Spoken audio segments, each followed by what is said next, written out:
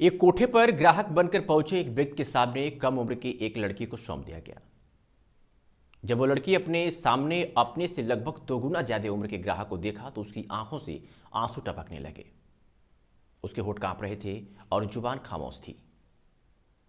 उस ग्राहक ने जब उस लड़की से उसकी रोने की वजह पूछी तो जो उस लड़की ने बात बताई उससे उस आदमी की आंखों में भी आंसू आ जाते हैं। उस कोठे पर उस लड़की को उसकी मां ने पहुंचाया था और उस लड़की के साथ अगर सूत्रों की माने तो लगभग 700 से ज्यादा लोगों ने संबंध बनाया था। जैसे तैसे उस आदमी ने उस लड़की को एक एनजीओ के माध्यम से बाहर निकलवाया और अस्पताल में भर्ती करवाया, लेकिन तब तक बहुत देर हो चुकी थी और वो लड़की हमेशा हमेशा के लिए इस दुनिया को अलविदा कह गई। आज की कहानी में बात उसी रूबी कुमारी की जिसके साथ 17 साल की उम्र में लगभग 700 लोगों ने संबंध बनाया और ऐसी हालत कर दी कि उसे डॉक्टरों ने भी नहीं बचा पाया। और उस लड़की को इस दलदल में धकेलने वाला कोई और नहीं बल्कि उसकी अपनी सगी मां थी। इस कहानी में जिस लड़की का नाम हमने जिक्र किया है रूबी, वो काल्पनिक है। नमस्कार, आदाब, सत श्री अकाल। मैं आपका दोस्त अरविंद कुमार सिंह आज के इस क्राइम दस्तक के इस एपिसोड में आपका तहे दिल से स्वागत करता हूं। उम्मीद है कि आप जहां भी होंगे स्वस्थ होंगे, मस्त होंगे, आपकी फैमिली भी अच्छी होगी और मस्त होगी। वर्ष 2022 की बात है। एक पुरुष एक ग्राहक बनकर एक दिन कोलकाता के सोनगाछा स्थित एक वेश्यालय में पहुंच जाता है और वहां की मालकिन से कहता है कि कोई नई लड़की चाहिए मुझे, पैसे चाहे जितने ले लो। तो मालकिन ने कहा कि इधर जो भी आता है उसके मुंह से बस एक ही शब्द निकलता है कि नई लड़की, नई लड़की, नई लड़की, नई लड़की चाहिए। अब हर रोज कहां से किसी को नई लड़की लाया जाए और कहां से ला करके मैं दूं। एक लड़की हाल ही में आई है, अगर पसंद हो तो जाओ, नहीं तो अपना रास्ता देखो। फिर उस ग्राहक ने कहा, अरे तो इसमें इतना गुस्सा होने की क्या बात है, क्या जरूरत है इतने गुस्से होने की, पैसे बता और रूम का रास्ता दिखा। इतना कहने के बाद सौदा तय हुआ और उस ग्राहक को एक लड़की के कमरे में भेज दिया गया। जब वो ग्राहक कमरे में गया तो सामने जिस लड़की को बिस्तर पर पाया वो वाकई में बहुत खूबसूरत थी। जैसे उस आदमी को उस लड़की ने देखा उसकी आंखों में आंसू आ टपकने लगे, वो रोने लगी और उसका पूरा जो बदन था वो कांप रहा था, होंठ भी कांप रहे थे, आंखें डबडबाई हुई थी, उसके चेहरे पे साफ घबराहट दिख रही थी। उस लड़की की हालत देखकर उस आदमी ने कहा कि इतना डर क्यों रही हो, और इतना ही डरना था तो फिर यहाँ आई क्यों। तो उस लड़की ने कहा कि साहब मैं यहाँ अपने मन से नहीं आई हूँ और ना ही मेरा कोई शौक था इस जगह आने का। मुझे किसी और ने नहीं बल्कि इस जगह मेरी अपनी सगी माँ ने पहुँचाया है। इससे पहले मुझे बिहार के मुजफ्फरपुर स्थित एक कोठे पर सन 2021 में मेरी माँ ने बेचा था। जब मेरी तबीयत वहाँ ज़्यादा ख़राब हुई तो वहाँ की मालकिन ने मुझे मेरे घर पहुँचवा दिया। धीरे धीरे मेरा इलाज मेरी माँ ने करवाया और जब मेरा स्वास्थ्य कुछ ठीक हुआ तो फिर मेरी माँ ने यहाँ मुझे बेच दिया। मैंने बहुत कोशिश किया बाहर जाने के लिए, लेकिन यहाँ के लोग मुझे बाहर नहीं जाने देते हैं। कहते हैं कि तुम्हें हम लोगों ने पैसे देकर खरीदा है और तुम्हारी माँ ने ही हमको बेचा है, अब तुझे वही करना होगा जो हम कहेंगे। साहब जब उनकी बातों का जवाब करती हूँ तो वो लोग मुझे मारते भी हैं और पीटते भी हैं, गाली भी देते हैं। फिर उस आदमी ने उस लड़की से पूछा कि तुम्हारी उम्र क्या है। तो उस लड़की ने कहा कि साहब लगभग मेरी उम्र 17 साल हुई है। लड़की की बातों को वो शख्स बहुत ध्यान से सुन रहा था और जब ये सुना कि इस जगह इस लड़की को पहुंचाने वाला कोई और नहीं बल्कि इसकी अपनी खुद की माँ है, तो उसके मन में ना जाने क्या आया कि उस लड़की के साथ रात तो उस व्यक्ति ने जरूर बिताई लेकिन उसे टच नहीं किया, उसके साथ कोई फिजिकल संबंध नहीं बनाया। उससे कहा कि बस कल मैं तुम्हें यहाँ से आज़ाद करवा दूंगा, लेकिन पूरी बात सही सही बताओ, भला एक माँ अपनी ही बेटी को कोठे पर क्यों बेचेगी।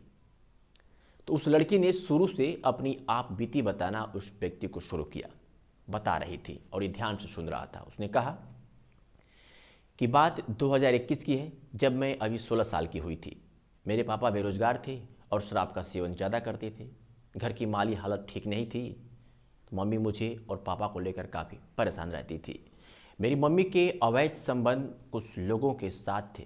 हर रोज़ कोई ना कोई घर मेरे आते रहता था और मम्मी के साथ सोता था।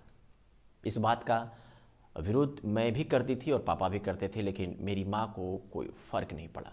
मेरी मम्मी कहती थी कि ये तुम्हारे अंकल हैं जो घर का पूरा खर्चा चलाते हैं, तुम सिर्फ अपने काम से मतलब रखो, ज़्यादा 3-5 मत करो, ज़्यादा दिमाग लड़ाओगी तो मारूंगी भी। मम्मी की हरकतों का जब मैं पूरा विरोध करने लगी तो एक दिन मुझे बाजार से कपड़े दिलाने के बहाने बिहार के मुजफ्फरपुर स्थित एक मकान में ले गई और ना जाने क्या क्या एक महिला से बात की और फिर एक औरत आई और मुझे एक कमरे में ले गई। जिस औरत ने मुझे कमरे में ले गई वहाँ मुझे चाय पीने के लिए दिया गया। चाय पीने के बाद मुझे नींद आई और जब मेरी आंखें खुली तो मैं खुद को अकेले कमरे में बंद पाई। जब मैंने अपनी मम्मी के बारे में पूछा तो पता चला कि मुझे मेरी मम्मी इन लोगों के हाथ बेचती है। तब से लेकर आज तक मेरे रूम में नए नए लोग आते हैं और मेरे साथ संबंध बनाते हैं। कुछ लोग तो ऐसे होते हैं जिनकी उम्र लगभग 40 से 50 वर्ष तक की होती है। धीरे धीरे जब कई महीने बीत गए तो मेरी हालत ख़राब होने लगी। फिर वहाँ के लोगों ने देखा कि अब मैं मर जाऊँगी तो लोग एक दिन मेरे घर गाड़ी से छोड़ाए, मुझे अपने घर पहुँचा दिए। कई महीनों से बिस्तर पर अपने जिस्म को बर्बाद कर चुकी मैं जब अचानक अपनी माँ को सामने देखा तो दौड़कर उसके सीने से चिपक गई। माँ के सीने का जब मुझे सहारा मिला तो मैं ज़ोर ज़ोर से रोने लगी।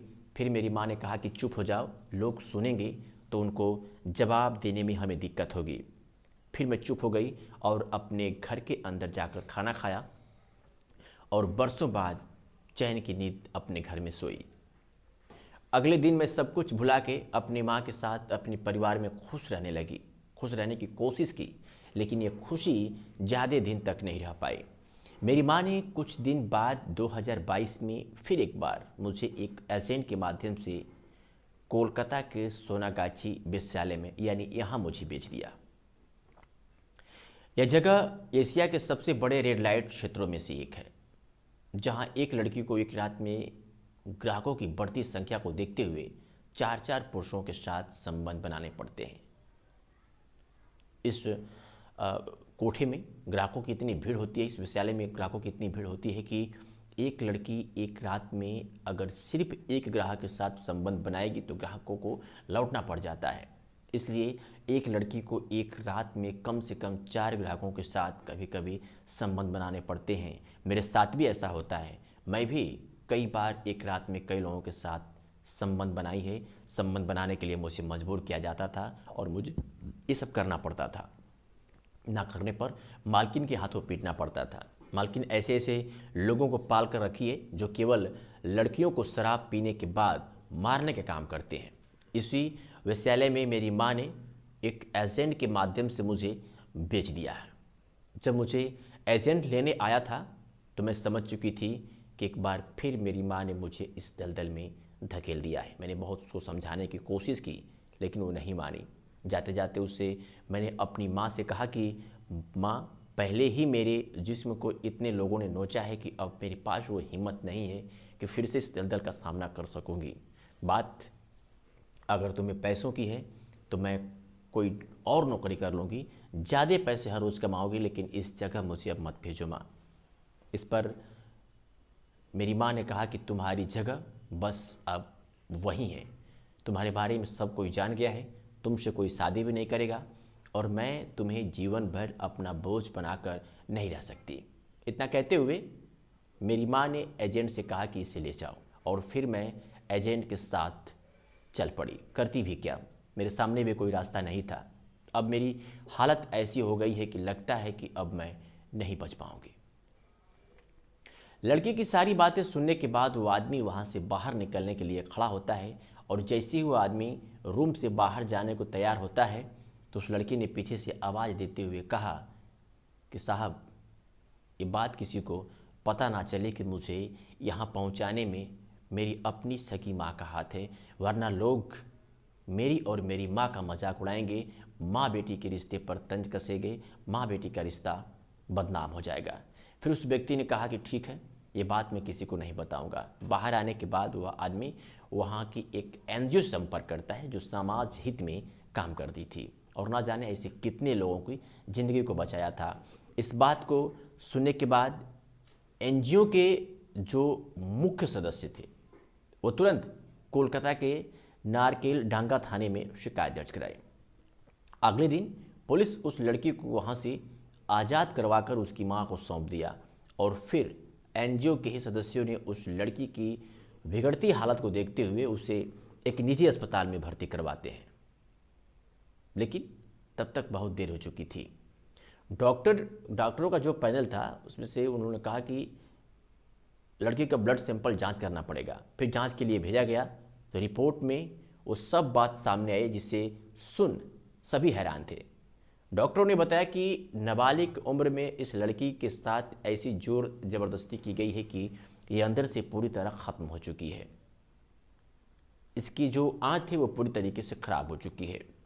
इस लड़की को मेडिसिन देकर के इसके साथ दरिंदगी की गई है और जो मेडिसिन दी गई है वो इसलिए दी गई है कि लड़की के साथ संबंध बनाने में उसे कोई दिक्कत ना हो, कोई परेशानी ना हो। लेकिन बाद में इसका बहुत बुरा असर पड़ता है। इस लड़की को बचाना अब मुश्किल है। इतना कहकर डॉक्टर वहाँ से चला जाता है। अब जो एनजीओ के सदस्य थे वो लोग उस लड़की को बचाने के लिए अब एक दूसरा प्लान तैयार करते हैं कि किसी तरीके से इस लड़की को बचाया जाए। इसलिए वो लोग बड़े डॉक्टर हॉस्पिटल में दिखाने की प्लान करते हैं और अगले दिन उसे लेकर के वो लोग निकल पड़ते हैं। लेकिन रास्ते में ही उस लड़की ने हमेशा हमेशा के लिए दम तोड़ दिया। डॉक्टरों ने बताया था कि उसे दवा दे करके उसके साथ एक रात में कई लोगों ने संबंध बनाया है और इसी वजह से लड़की का जो अंदरूनी पार्ट है वो सब डैमेज हो चुका है। इसकी पूरी बॉडी में इन्फेक्शन फैल गया है। इसे बचाना बड़ा मुश्किल था और बचाने की डॉक्टरों ने कोशिश की लेकिन उसे बचा नहीं पाए और वो लड़की आज इस दुनिया से अलविदा कह गई। एक अपनी सगी माँ भला ऐसा कृत्य कैसे कर सकती है?